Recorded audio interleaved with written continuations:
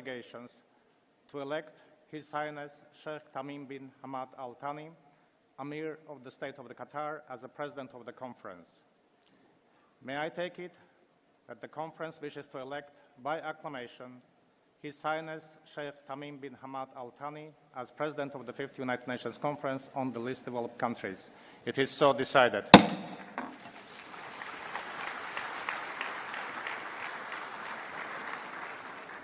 I congratulate His Highness on his election, and I invite him to take his seat at the podium to take over the proceedings of the conference, and I request the protocol to escort His Highness.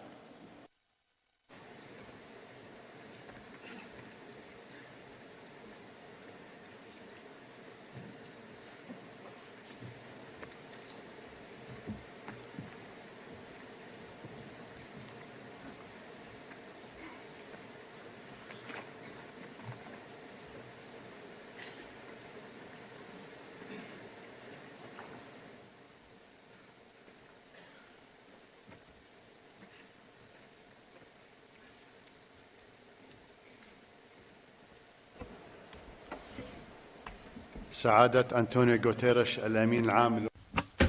Your Excellency Antonio Guterres, Secretary General of the United Nations, Your Excellency Csaba Kőrösi, President of the 77th Session of the General Assembly, Your Excellency Lechezare Stovia, President of the Economic and Social Council, distinguished heads of state and government, ministers, excellencies, ladies and gentlemen.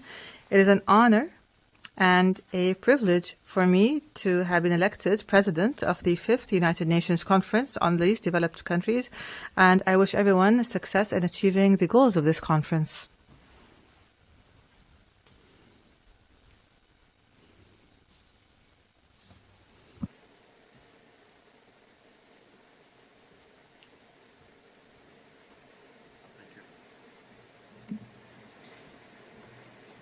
In the name of God, the most merciful, most gracious, peace and God's blessings be upon you. I would like to welcome you in Doha, and I wish you a pleasant stay.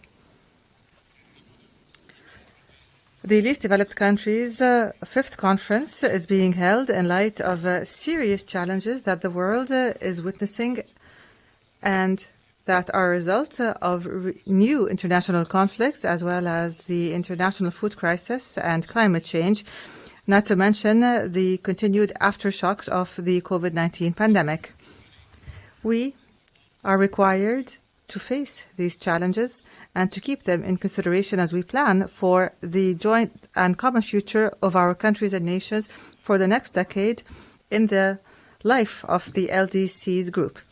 Billions in these countries continue to suffer from poverty and the lack of food, healthcare, and education. There is no doubt that this is primarily a structural issue related to the absence of a balance in the relationship between advanced industrial centers and the peripheries in our world. But it is also a matter of developmental and economic policies that are soundly implemented in LDCs. Some of these LDCs have managed to overcome the marginalization because of their development policies. However, in all cases, this is our common cause. This is a global cause.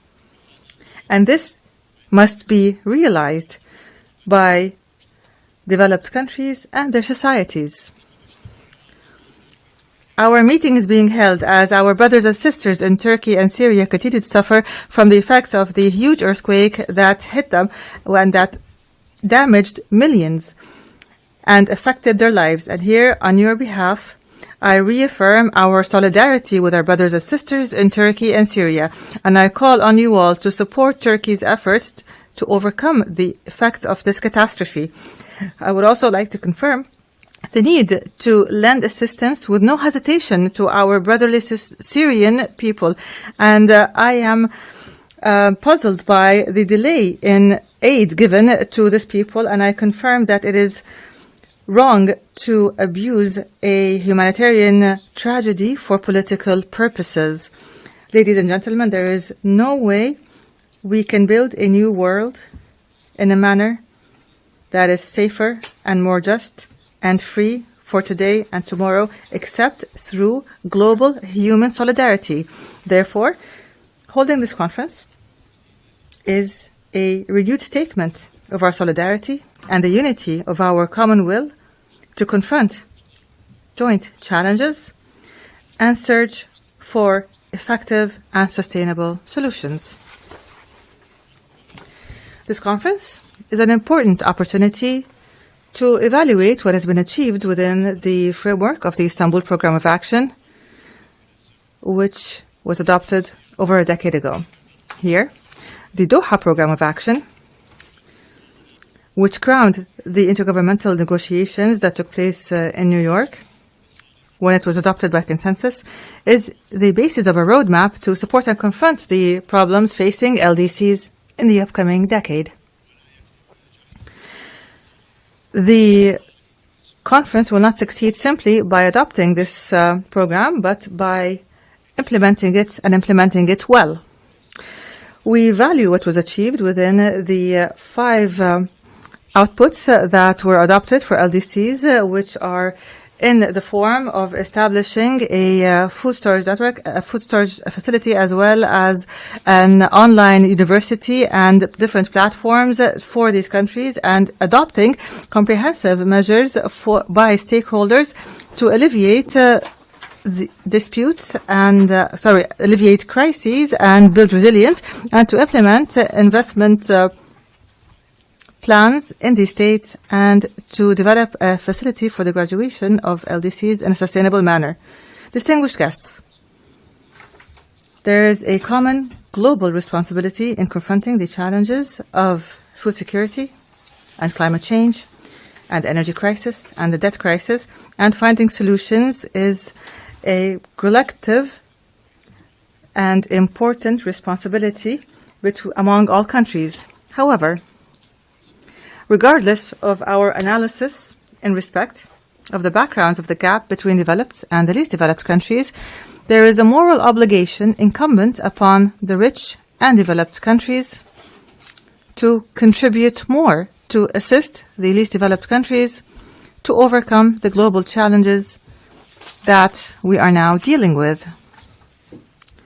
This is a responsibility and not a favor. On the other hand, the least developed countries must create the conducive conditions to transform joint crises into national action at the level of strategies, plans, and national legislations. These countries are not responsible for the past, yet it is their duty to adopt and follow rational policies for the present.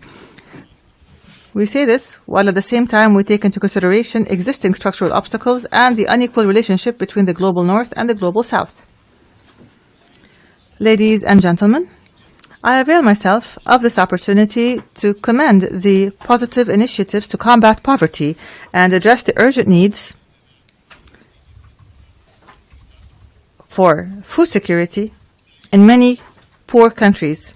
However, the food security crisis cannot be solved only by providing emergency humanitarian aid or temporary remedies. Rather, it is also necessary to assist these countries achieve their food security. We have put forward initiatives within the context of addressing the root causes of the problems, such as the initiative of the Global Dryland Alliance to enable dryland countries to achieve food security. Others have put forward their own initiatives as well. It might be appropriate to revive the theme of the Secretary General of the United Nations of no poverty in the world. The realization of this requires an international synergy to implement a human development plan at the global level. Here we must pay due attention to the relationship between peace and development. Food security and development cannot be achieved against the backdrop of raging civil wars in a number of the poorest countries in the world. Ladies and gentlemen, in the context of our discussion of urgent international crises and their dire repercussions on least developed countries, we see the debt crisis, which has crippled the growth and development in these countries, as is strongly evident Here, we value the efforts made by the G20, especially the extraordinary summit of leaders hosted by the Brotherly Kingdom of Saudi Arabia on the COVID-19 pandemic, and the steps taken under the presidency of Italy regarding the debt service suspension period for the poorest countries. However, the debt issue needs to be addressed more comprehensively in a way that takes into consideration justice and pragmatism to break the vicious cycle through which countries opt to borrow for developmental purposes, such as building infrastructure and so on. Debt repayment thus exacerbates poverty and prevents the implementation of development projects. As for the climate crisis, the Sharm el-Sheikh summit held in sisterly Egypt made an achievement in establishing the Loss and Damage Fund allocated to assist and support developing countries. Based on our commitment to combating climate change and the internationally approved policies in this regard, we aspire that the advanced industrial countries would fulfill their legal and moral responsibilities in taking more effective and efficient decisions and measures on emissions.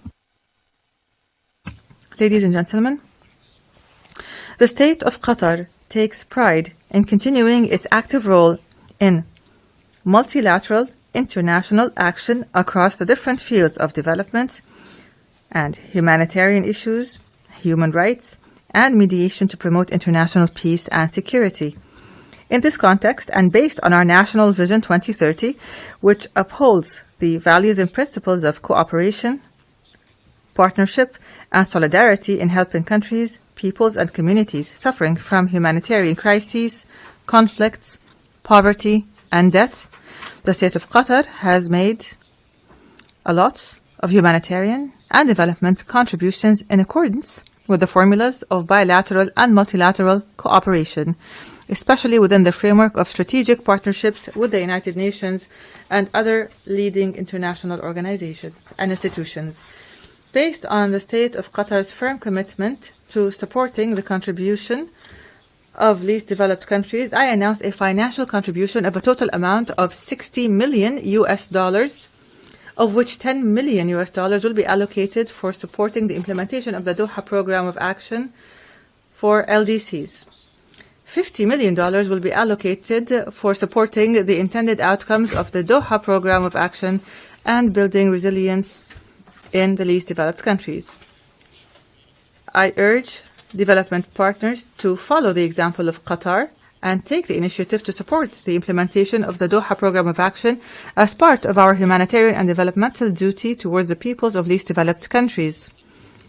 We are confident that this conference, and by means of building on the successes achieved in the course of realizing growth, prosperity, and creating sustainable livelihoods, it will contribute to supporting the least developed countries' march towards achieving development in the next 10 years, and in line with the 2030 Agenda for Sustainable Development.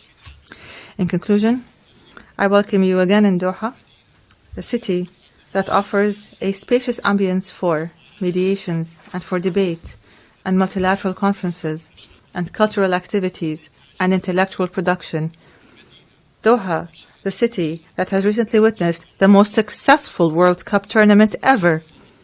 I wish this conference to realize its desired goals and to achieve the aspirations of the peoples of these countries whose attention is focused on what would come out from this important conference. May God's peace and blessings be upon you.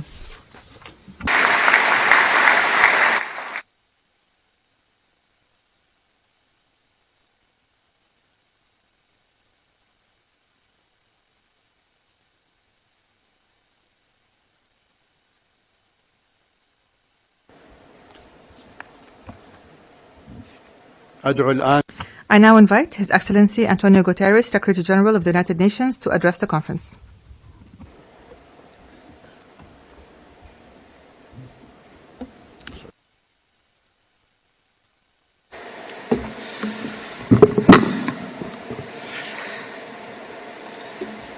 Your Highness, Excellencies, ladies and gentlemen, all protocol observed. This conference was originally scheduled to January 2022. The sudden cancellation due to the Omicron wave of the COVID-19 pandemic was yet another reminder that the world is subject to constant and unexpected change. And indeed, since then, we have seen the eruption of war in Ukraine with a devastating impact on Ukrainians, but also on least developed countries struggling with skyrocketing food and energy costs. Meanwhile, global tensions and divides are deepening, and so we must find ways to come together. And there is perhaps no more important issue around which we can and must unite than in transforming the words of the Doha Programme of Action into results. We don't have a moment to lose. Least developed countries are being stranded amidst a rising tide of crisis, uncertainty, climate chaos, and deep global injustice. They are unable to keep pace with lightning speed technological change. Systems are stretched from health and education to social protection, infrastructure, and job creation. Unemployment is rising, especially among young people, and women are being pushed to the sidelines. And the deeply dysfunctional and unfair global financial system is handing least developed countries the rawest of deals.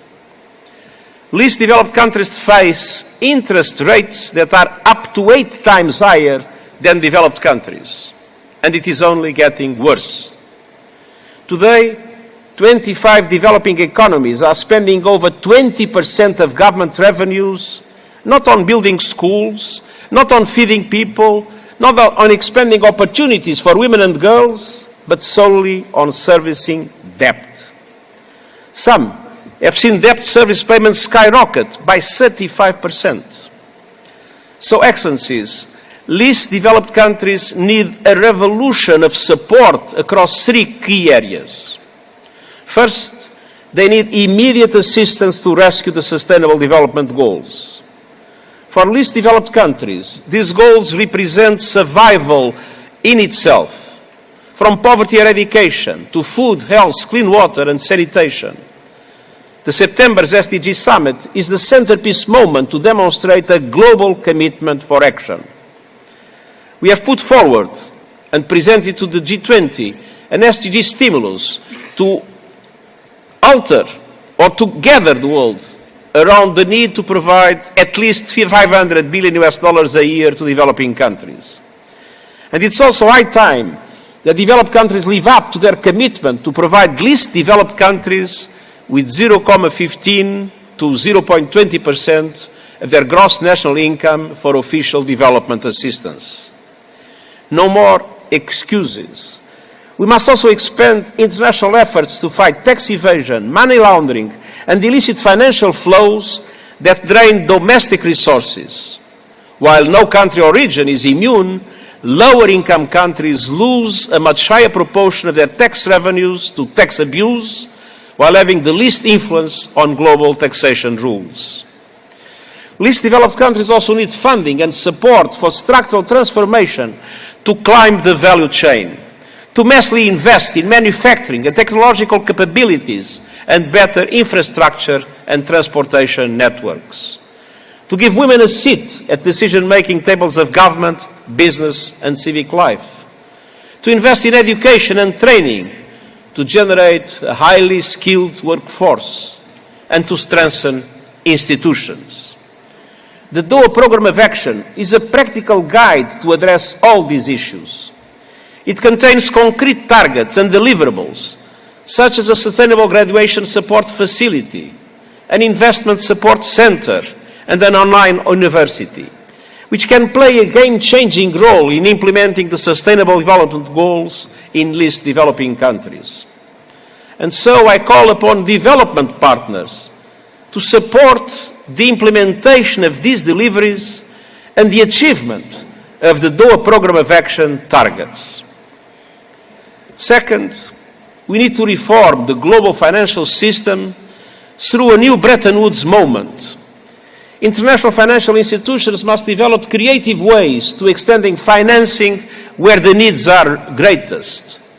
And this includes expanding contingency financing and integrating disaster and pandemic clauses into debt instruments. It is also time to accelerate the reallocation of special drawing rights from the richest countries that receive the most to those who need help the most. Multilateral development banks should transform their business model to massive leverage funds to attract greater flows of private finance at reasonable cost into developing countries, in particular the least developed ones. And we must find new common sense ways to measure countries' economies, such as developing lending criteria that go beyond gross domestic product, to provide a true view of the value of natural capital, such as the preservation of forests, watersheds, and marine resources. Et troisièmement, and thirdly, the least developed countries need a climate action support revolution. They produce less than 4% of global greenhouse gas emissions. It is, alas, tragic that close to 7 deaths in every 10 due to climate disasters happen in these countries. Developed countries must increase their support to the least developed countries to help them to adapt, to increase their resilience to climate change, and to transition more swiftly to renewable energy. They must honour the promise they made to mobilise $100 billion for developing countries and to simplify access to climate action financing. Make the loss and damage fund agreed on at the last COP operational. Honour the commitment to multiply by 2 adaptation finance, to replenish the Green Climate Fund to more ambitious levels. They must, in the next 5 years, support the creation of early warning systems for everyone in the world. And in September, I will convene a summit on climate ambition. This will be an opportunity for governments, companies, and civil society to move from words to actions when it comes to their net zero emissions commitments and to guarantee climate justice for the most affected populations. I'm also calling for a climate solidarity pact in order to mobilise financial and technical support to ramp up the transition of emerging economies to renewable energy and to keep the 1.5 degree goal alive. Your Highness, Excellencies, the era of unkept promises must come to an end. Now. Let us give their rightful place to the needs of the least developed countries at the very heart of our projects, our priorities, and our investments. Thank you.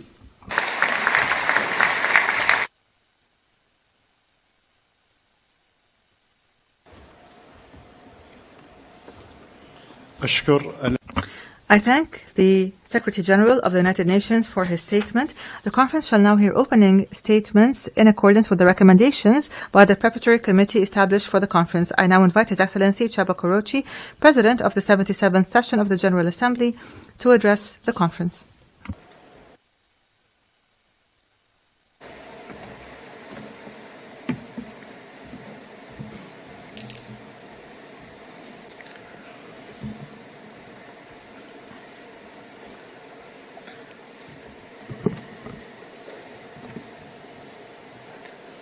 Your Highness, Excellencies, ladies and gentlemen,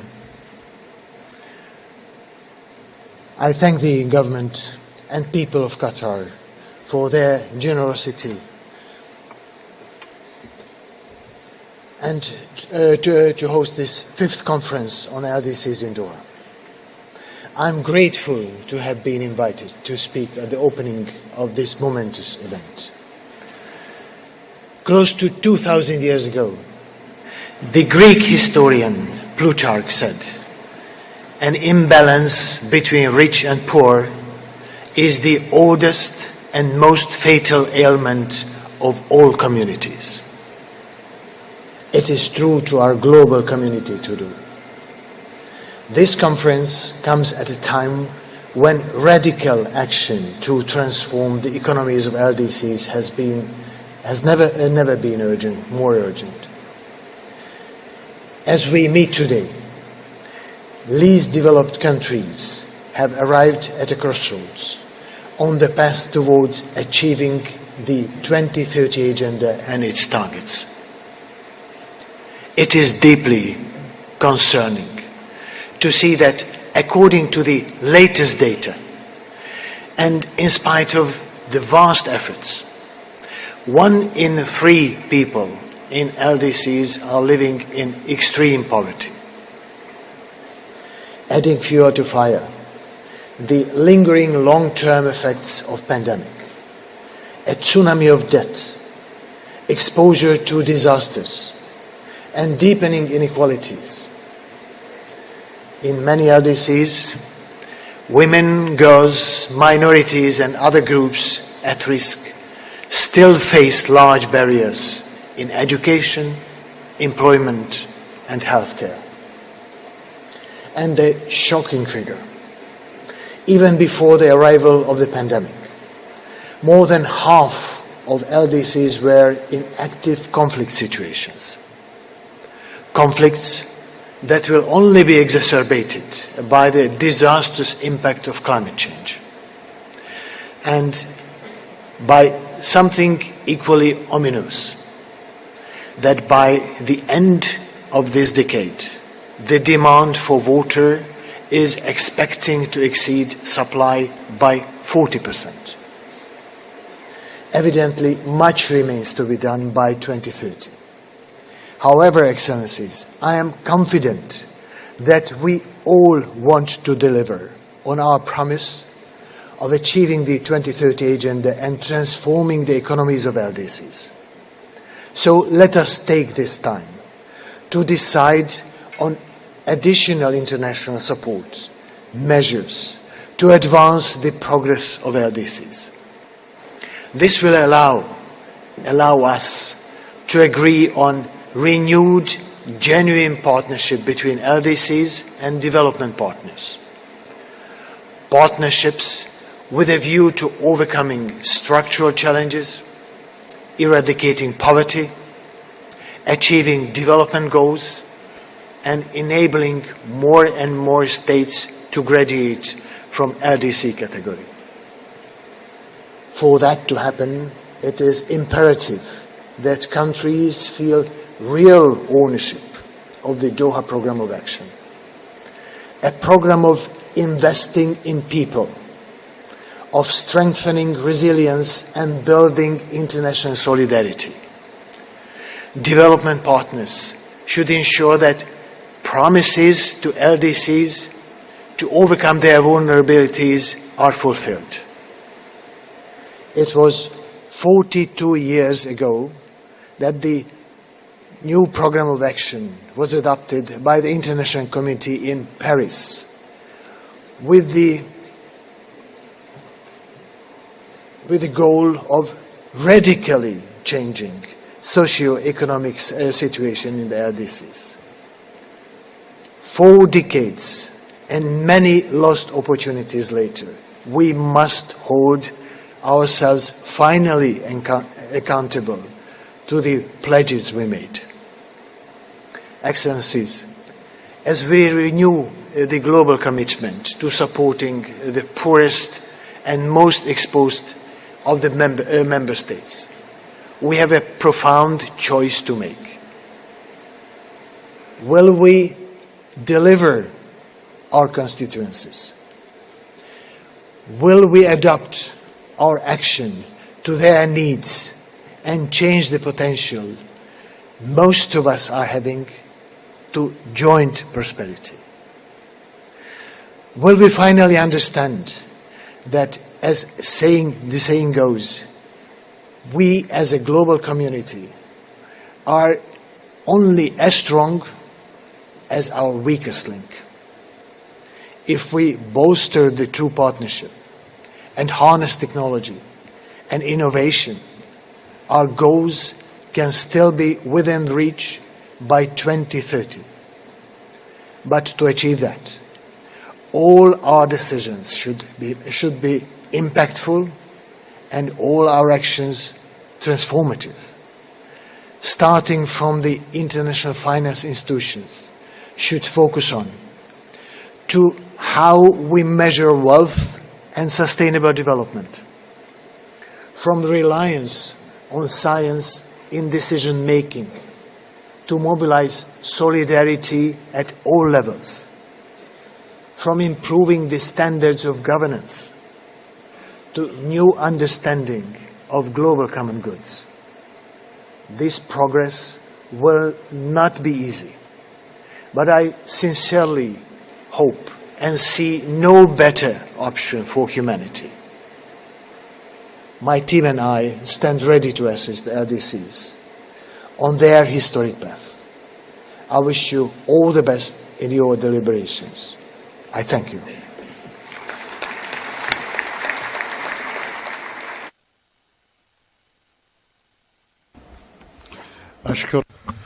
I thank the President of the General Assembly for his statement, and I now invite Her Excellency Lachezara Stoeva, President of the 2023 session of the Economic and Social Council, to address the conference.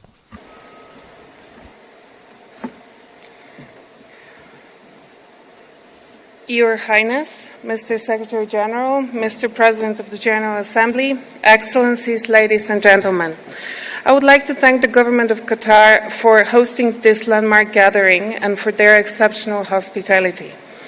It is a privilege and an honor for me to be part of this momentous conference.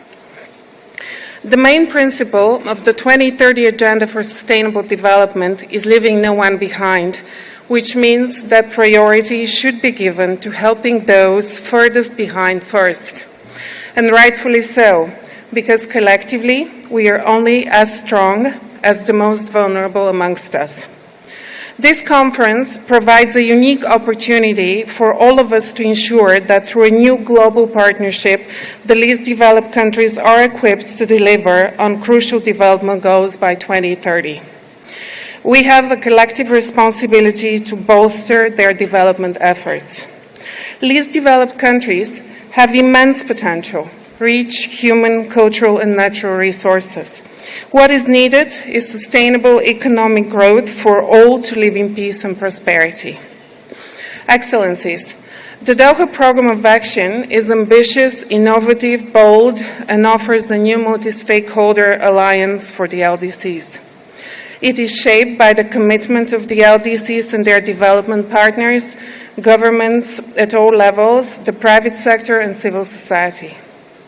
The United Nations system is critical to realizing the implementation of this ambitious agreement. Halfway to 2030, we must leverage the synergies between the Doha Programme of Action and the 2030 Agenda for Sustainable Development. We must apply accelerators in each of the 6 priority areas of the Doha Programme of Action.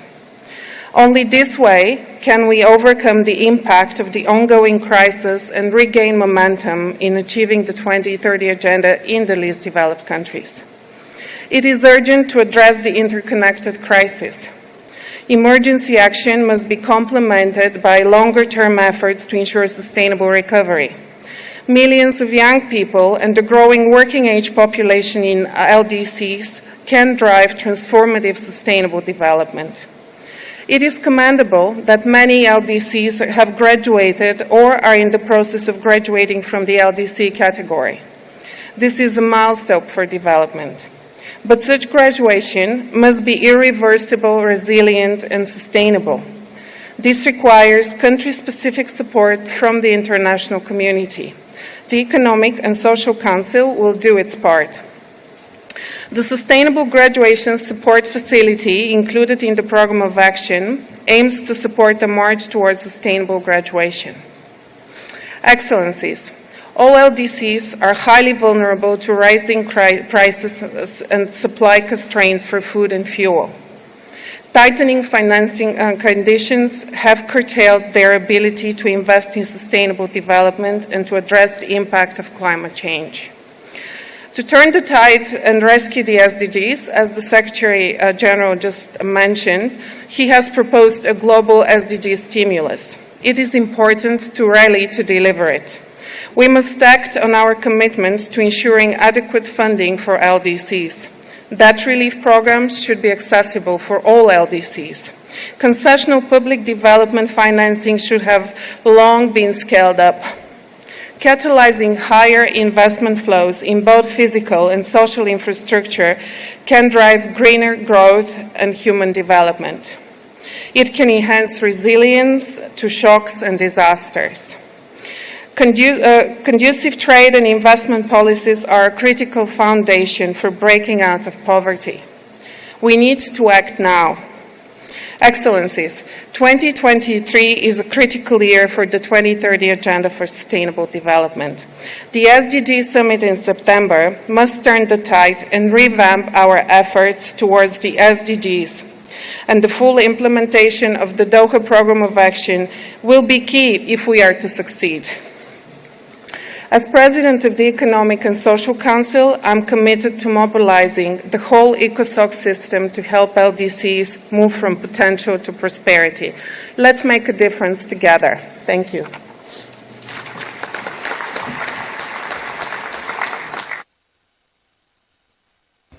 I thank the President of the Economic and Social Council for her statement.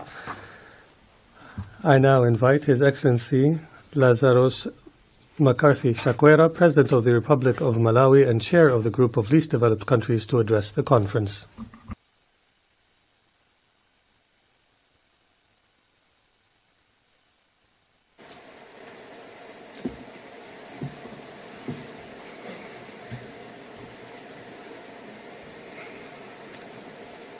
Your Highness,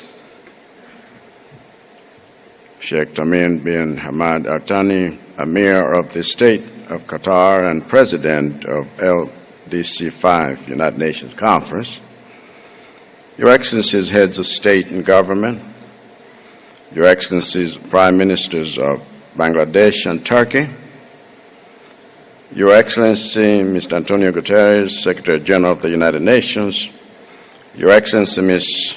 Rabab Fatima, Under-Secretary General and High Representative for the Least Developed Countries, distinguished delegates, partners, ladies and gentlemen, for those of us who met yesterday to kickstart in anticipation for what we are starting today, I trust that you had a restful night and come refreshed enough this morning to press ahead and make even more progress in pursuit of our shared objectives within the framework of the Doha Program of Action. I also trust that you are taking advantage of side meetings of this summit to have the necessary bilateral meetings for forging and strengthening the partnerships that will make the program a great success. Considering how well we have thus far been hosted by the State of Qatar, it is altogether appropriate for me to once again express utmost gratitude to His Highness, and congratulations for chairing this, and the government, people of Qatar, for their hospitality accorded all of us.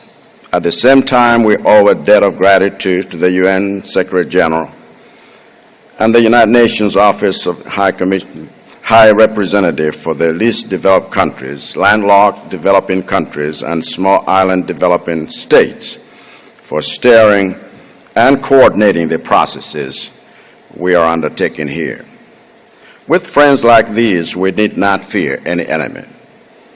In fact, the enemy we need to be most vigilant against is our own complacency. We must recognize that what we are doing here in Doha makes this a pivotal point in world history.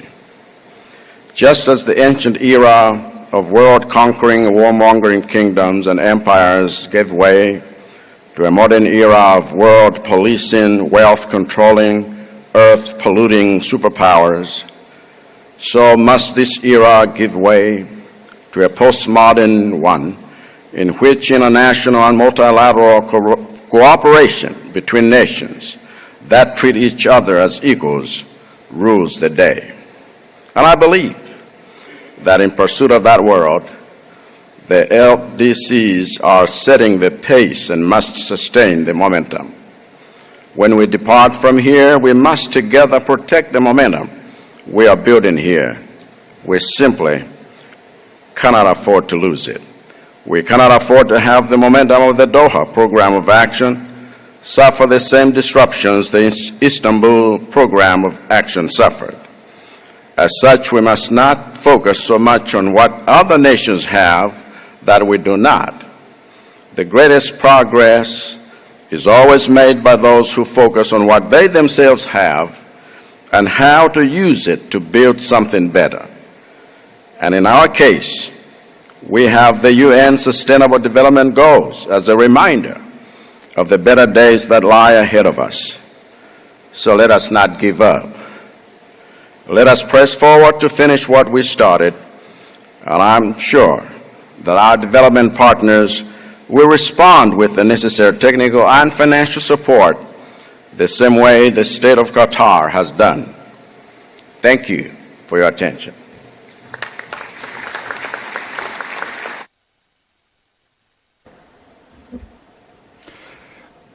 شكرا فخامة. I thank the President of the Republic of Malawi, and I now invite Her Excellency Sheikh Hasina, Prime Minister of the People's Republic of Bangladesh, to address the conference.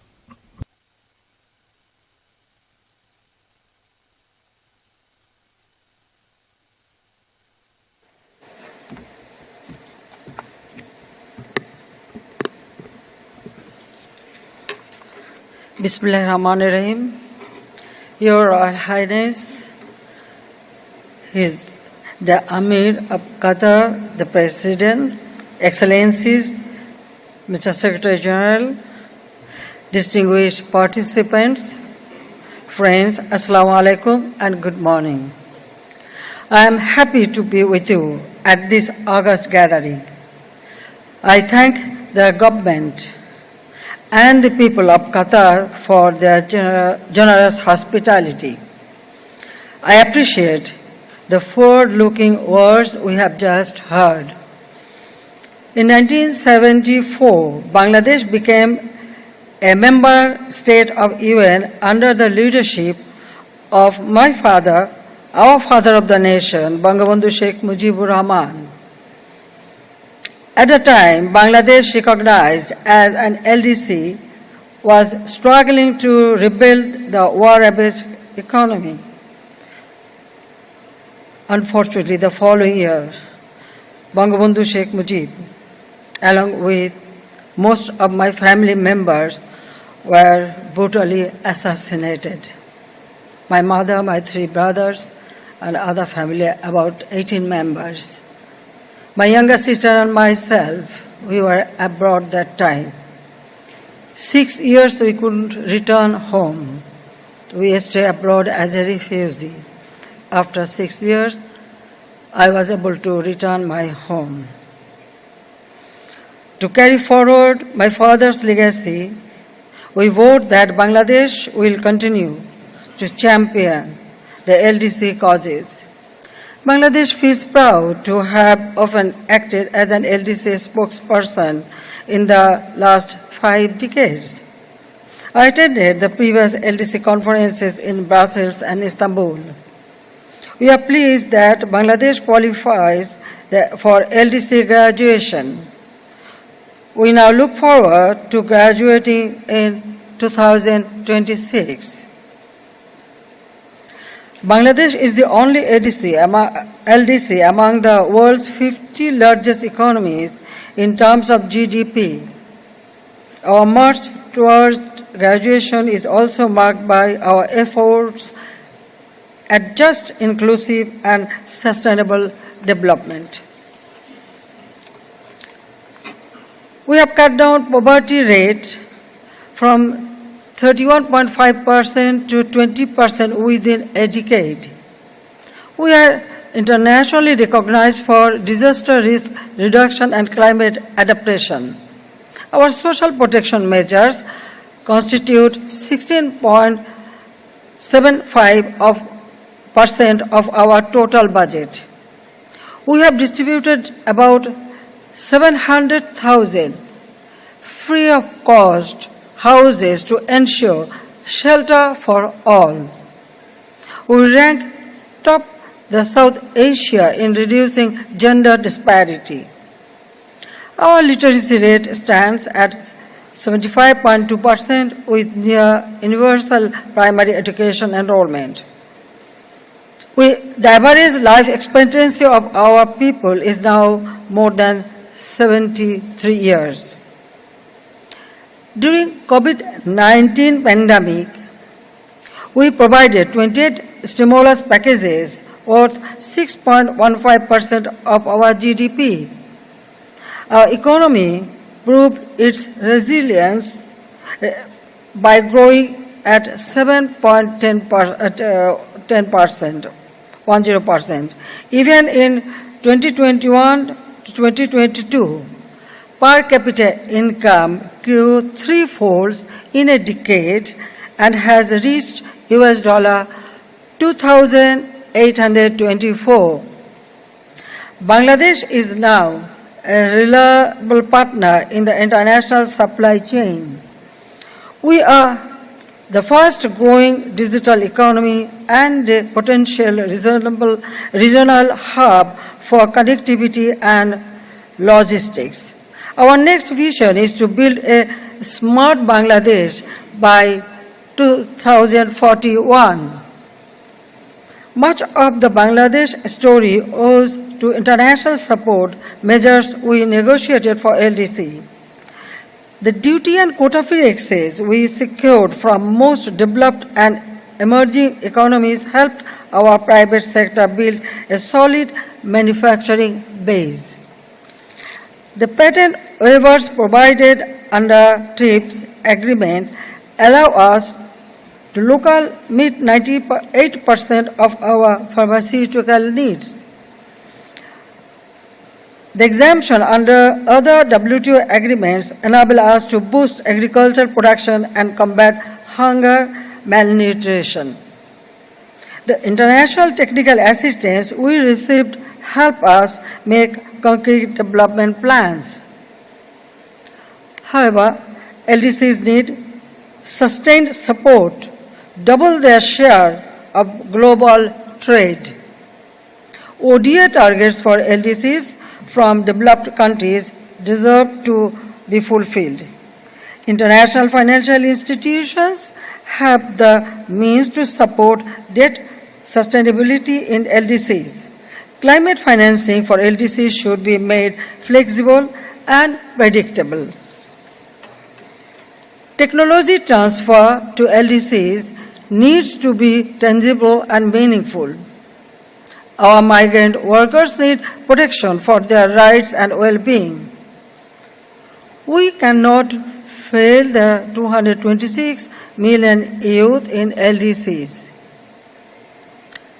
The pandemic and then the war in Ukraine have dealt a major blow to LDC economies. The rise in food and fuel price in international markets have caused inflations in most LDCs. Added to this remain the climate crisis and long-drawn conflicts in certain LDCs. In Bangladesh, we are dealing with 1.2 million forcibly displaced Rohingya from Myanmar with no immediate solution. The Doha Program of Action is yet another assurance of hope for the world's most vulnerable countries.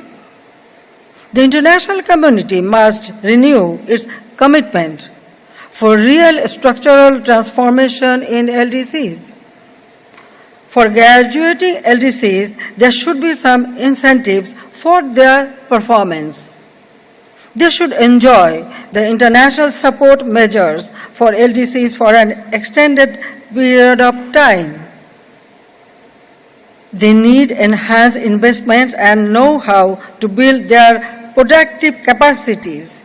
There can be some innovative and transitional financing mechanism meant for them.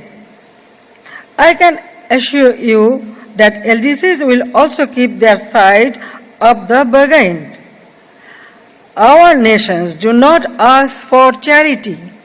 What we seek are our dues international commitments. I thank you all. Thank you very much.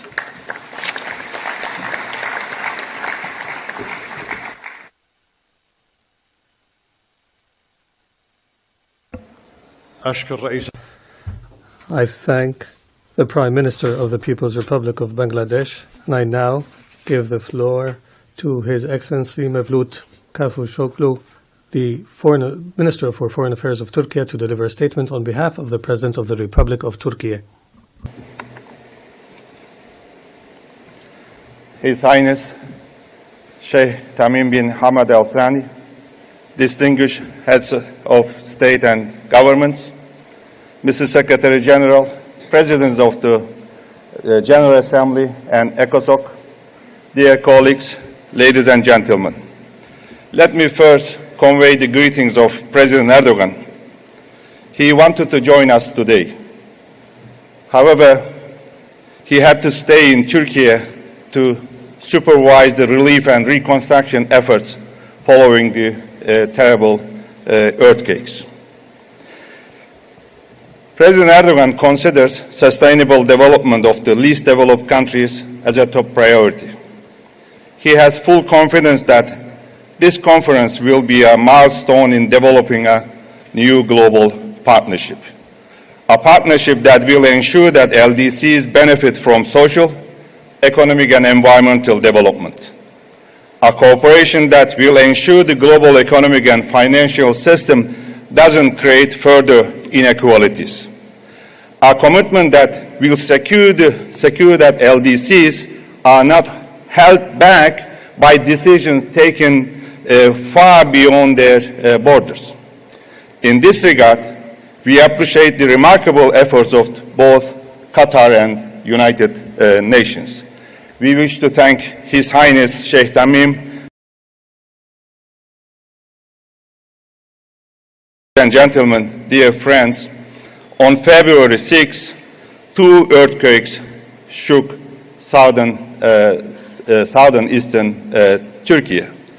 Our nation is in deep sorrow today. However, this sincere international solidarity warms our hearts and gives us strength.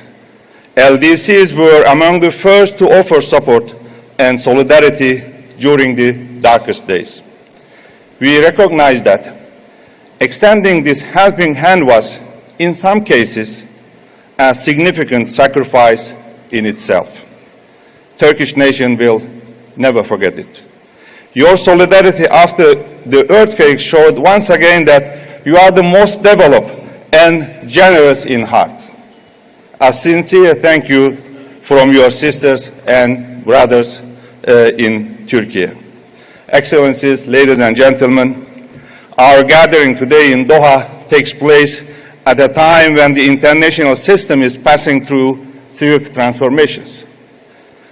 Least developed countries are the most vulnerable in face of such developments.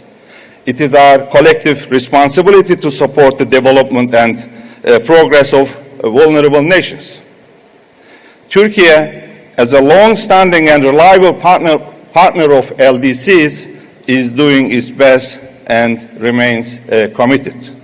You may all remember President Erdogan hosted the LDC4 conference in Istanbul in 2011, which drew a 10-year roadmap. Our efforts didn't end there. We held the comprehensive midterm review of the Istanbul program in 2016 in my hometown, Antalya. Turkey, along with Belgium, is the co-chair of the group of friends of the LDCs at the United Nations. The UN Technology Bank in Turkey is the only UN agency dedicated to the LDCs exclusively. Finally, Turkey is one of the top-ranking countries in development and humanitarian assistance and contributes to LDC's efforts in many fields, including capacity building. Ladies and gentlemen, dear friends, we cannot leave the LDCs behind. We must act now without further delay. First, the food security.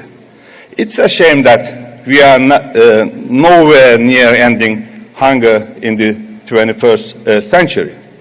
The Istanbul Grain Initiative that we brokered with the United Nations helped every household around the world, especially in LDCs, by bringing down the global food prices. We are working hard for its smooth implementation and further extension. That is what we discussed with Secretary General Guterres last night. Second, we cannot tolerate two separate worlds with a digital and technological gap between them. In the last decade of action to achieve sustainable and inclusive recovery, there is no time to lose. Third, we must break the vicious cycles that make development further difficult. The global economic and financial system must be reformed. We must find ways to combat climate change, which affects LDCs most, although they did nothing to cause it. Ladies and gentlemen, the Doha Program of Action succeeds in the commitments of the Istanbul Program and offers prospects to build resilience. We invite all nations to embrace the program and scale up international efforts. Once again, our sincere thanks to the State of Qatar and the United Nations. Thank you very much.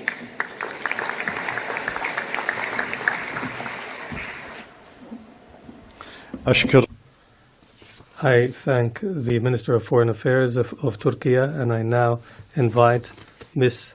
Molapo, the youth representative from Lesotho, to make a statement.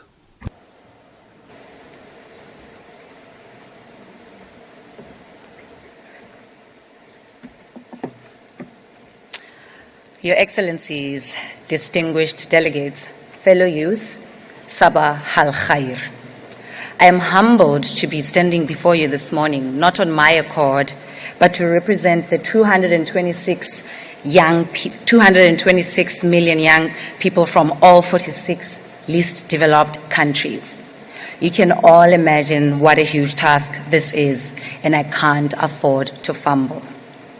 It is all the more daunting because young people have been genuinely and meaningfully engaged in this 5th LDC conference, and we're proud to be part of the Doha Program of Action process. Whilst we wish all of our colleagues could be able to participate in the conference, those of us that are here will carry their voice, and we're here to be part of the solution to the issues facing the LDCs. Our intention is to speak truth to power, but still find ways to work with the decision makers to make meaningful change. Distinguished guests, my name is Reekeditso Molapo. I am a social entrepreneur and an environmental activist, and for the past 28 years of my life, I've been living in a least developed country. This means that I have seen and lived through my fair share of the issues that the LDCs face. My dream is to experience a different reality in my lifetime. When the Doha Program of Action comes to an end, I'll be 36, a youth no more. When I look around me, I want to see real change, better chances, equal opportunities. The challenges facing my country and the other LDCs are well known, especially in this audience. Energy poverty, climate vulnerability, unemployment, conflict. The list could and does go on and on. However, I'm not here today to pinpoint how difficult the situation is, but instead to accentuate the courage and the audacity of the LDC youth. I want to speak not about adversity, but about our aspirations. Aspirations that include access to decent employment, quality education and entrepreneurship, aspirations to live in fair, resilient, sustainable, and gender-equal societies. Societies where we are empowered to realize our full potential. Societies where we are recognized as rights holders and key stakeholders in the implementation and monitoring and evaluation of the international programs designed to support us. And lastly, societies that look forward to graduating from the sorry category of being the furthest behind in reaching our development goals. Young people from the LDCs are dynamic, bold, and innovative. We are also resilient. We have to be. Our ambition is impressive, and we have overcome a lot, and against all odds, we continue to drive positive change in our countries. We do not only talk about the problems we face, but we act on them too. We're rolling up our sleeves and we're busy in the work of solving all 17 Sustainable Development Goals. For example, Muriel Mpengegese from Burundi creates employment for vulnerable youth and supports livelihoods through her initiatives. Shaima Barakat from Yemen prototypes and tests solutions for the different SDGs. Gladys Habu from the Solomon Islands advocates for climate issues, especially those faced by small island developing states. And Kwaile Monaheng from Lesotho has started and works for clean energy projects that aim to expand energy access in Africa. These are but a few examples amongst many. For us as youth, the impact marathon continues. To the decision makers and heads of state in the room, we urge you to accelerate your action on the issues facing the LDCs. We demand you create enabling environments for us to thrive, recognize our potential, and take heed to our youth declaration. We need you to urgently invest in youth socially and financially. And lastly, we request that you lead us to sustainable graduation by formally and systematically including youth in the implementation of the Doha Program of Action, because its success depends on this. To my fellow youth, let us continue scaling our impact, be strategic in our actions, to be activists and protesters when we need to be, but also ready to infiltrate these spaces where we can influence policies, agendas, and structures. In the end, moving from potential to prosperity and fulfilling Agenda 2030 requires all hands on deck. A partnership with the youth in the LDCs, a revision of old unsustainable systems, and a commitment by individuals, institutions, civil society, the private sector, and governments to reach this collective goal. Dear colleagues, the LDC category is almost twice as old as me. Let us work together to make sure we will not need it for another 50 years. The youth would like to reiterate the importance of all countries graduating, and we look forward to a future where least developed is a concept found in the history books. Shukran laka.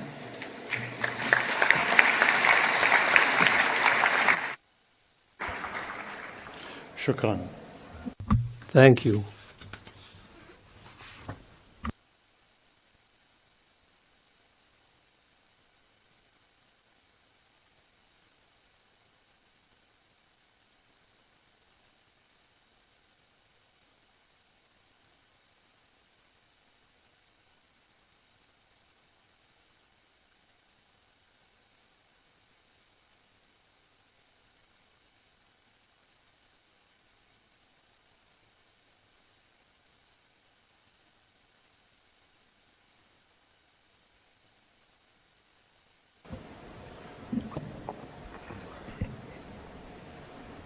أشكر السيدة مولابو. I thank Ms. Molapo for her statement. Distinguished heads of state and government, ministers, excellencies, ladies and gentlemen, we have heard the last speaker for the opening segment of the conference. The conference has thus concluded its consideration of Agenda Item 1. Before proceeding further, delegates are reminded that at its plenary meeting